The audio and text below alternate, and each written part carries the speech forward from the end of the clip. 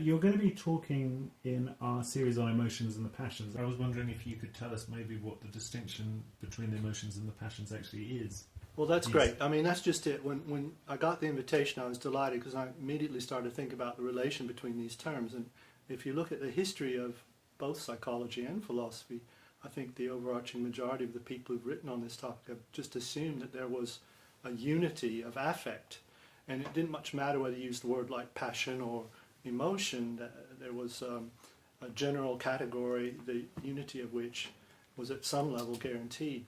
And so I began to wonder, well, when was it the case that someone began to disagree with that and maintain the idea that there was an overarching category of, let's call it affect, that would all have something in common, but at a lower level there would be a need for some strong distinctions between things like, on the one hand, perhaps emotions, but on the other hand, passions.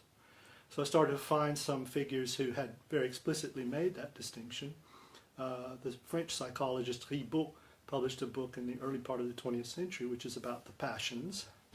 And it wasn't like Descartes. He didn't mean by les passions, he didn't mean the emotions. He meant a separate category of long-term affective dispositions. So you would be, for example, passionate about tennis. And that would mean that, you know, through a long stretch of time you were thinking about tennis, playing tennis, cared about it, and so on. You had a deep affective investment which meant a lot for your behavior. So that would be a passion compared to, say, an episodic emotion. But Ribot wasn't the first, and a figure that I noticed who very explicitly made this distinction was this Danish physiologist Carl Georg Lange, right, who is very clear in his 1885 book about the need for a distinction between emotion and passion.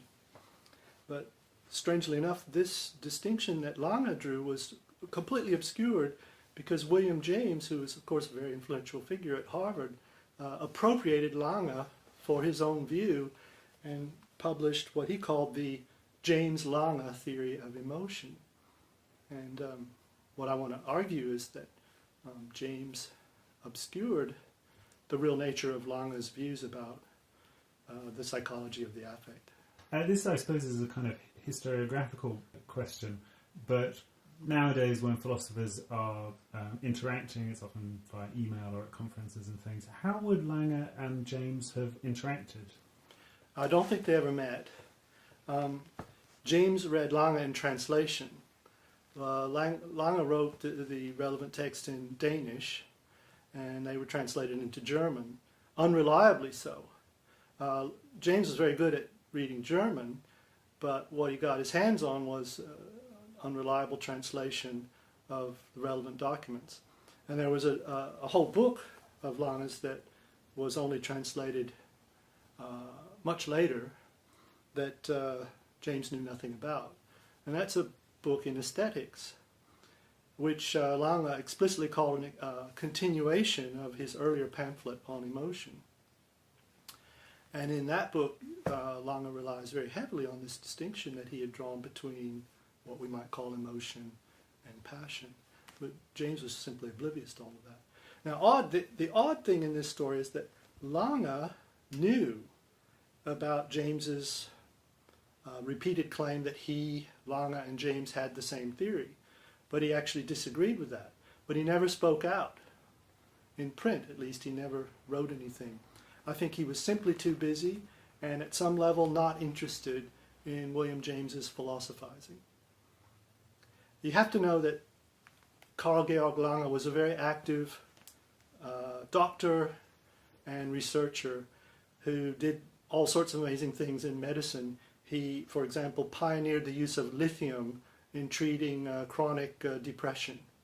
So, I mean, he was kind of hostile to philosophy because he thought it was, you know, never really solved anything and was altogether too metaphysical. It's interesting to hear a kind of pen portrait of this figure, I mean, who I'd never heard of before. William James I'm slightly more familiar with, but it might be nice if you gave a few kind of biographical details about him. William James, well, you know, William James was quite a character. Brother to Henry James, and, you know, born into a very wealthy family and had a long career trying to figure out what to do, right? And ended up becoming a psychologist and a professor at Harvard, right? And wrote all sorts of interesting things. But I guess the most relevant publication for my talk is his 1890 Principles of Psychology, which is a rambling tome that he spent many, many years trying to write. But the part I'm focusing on is the infamous chapter 25 on emotion. So, just kind of final question. Yeah. If there's a lesson that we can learn from the interaction between Lange and James, what kind of thing would it be in terms of how we do philosophy? Haha. Well, let's see. The takeaway lesson is you cannot rely upon the internet. If you Google, you may get really false information, such as there's such a thing as the innovative Lange-James theory of emotion. So that's one lesson. Another lesson is a hard lesson. You can't rely on these translations because sometimes they're just systematically misleading. So, I mean, the sad truth is if you really want to find out what Carl Georg Lange thought on these topics, you have to read Danish. So, I don't know if people can really put that to immediate use, but that's the kind of lesson that historiography, to be accurate, has to be detailed, up close, and it requires a lot of time and some linguistic skills as well.